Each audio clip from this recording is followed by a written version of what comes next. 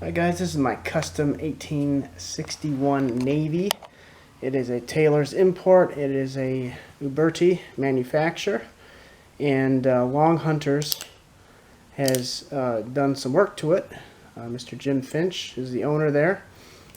First thing you may be able to see if you look closely, there is a cap rake which prevents the cap from being sucked off. The hammer has been cut right down in here to accommodate that. It has a 11-degree crown. It has some other goodies inside, so I'm going to take this apart as it's filthy, and we'll show you along the way. Alright guys, almost halfway through. Just working on the cylinder. I already did the barrel. I showed you the 11-degree crown on there. This cylinder, I don't know if you can see, but there's ridges in there.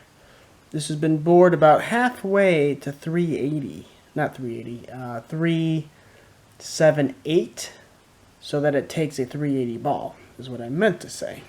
Also came with like Slix-Shot nipples. I mean, if you're not running these, you like cap jams, I guess.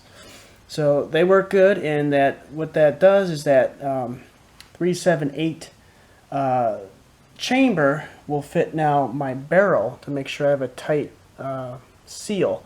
Whereas before, if this is, it's probably like 374, 373, something like that. It's going to be undersized by the time it gets out. So for accuracy, this is a good modification, and it comes when you do the package from Longhunters. So I will get into the frame, and there's more goodies in there.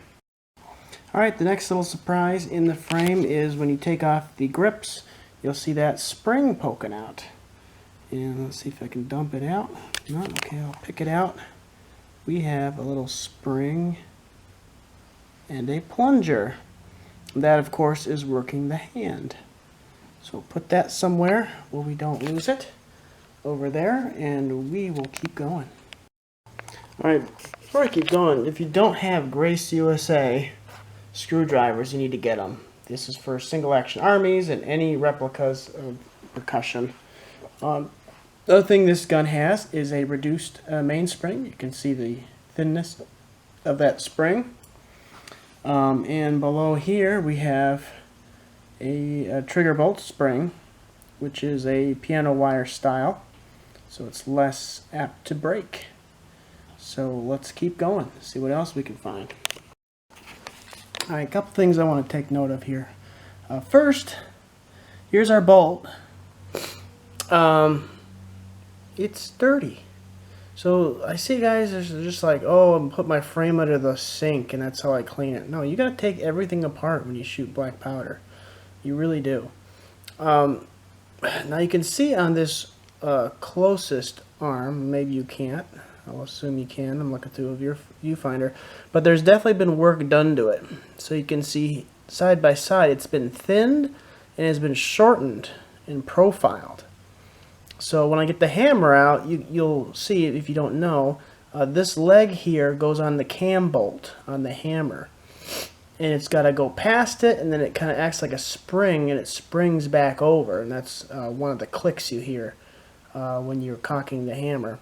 So we're going to clean this up. It was also polished on both sides in the top. So this thing is custom tuned.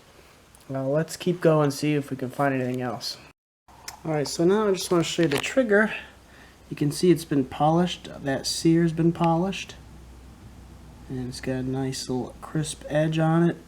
And the pins, both the bolt and the trigger, have been polished. Now let's get that hammer out and then we'll see what else. Alright, so we're down to bare frame. It doesn't look like anything's been done to the frame other than the hole drill for the hand spring. But the hand itself has been highly tuned. It has been polished, it has been reshaped, and I can tell a lot of work has been done there. And the hammer has been smoothed out on the sides. And there's that cam right there that the bolt spring rides in. I don't think I have to show you how that works, but Don't know if the notches have been polished. They haven't been polished. I don't know if they've been reprofiled. But this bolt would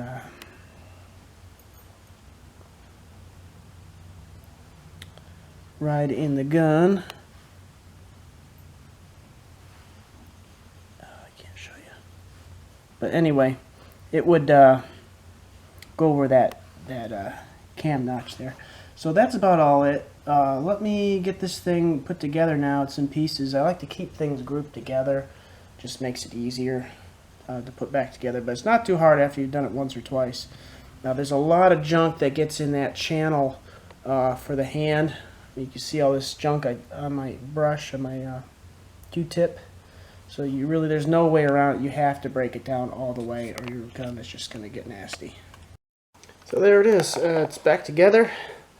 It's back to its original glory. And it is the slickest, smoothest gun I've ever felt. Very light trigger. I don't know. I think it's well worth the money. If you want something out of the box that you don't have to fix, if you're tired of fixing brand new guns, and you want it to be accurate and reliable, this is the way to go. You're going to pay a little bit more money, but you know what? For Performance Center Smith & Wesson, you're going to pay more than you're going to pay for this. So I do think it's worth it. I'd rather spend more time shooting than doing amateur gunsmithing, which I probably couldn't do as good as a real gunsmith. So there you have it. I highly recommend it.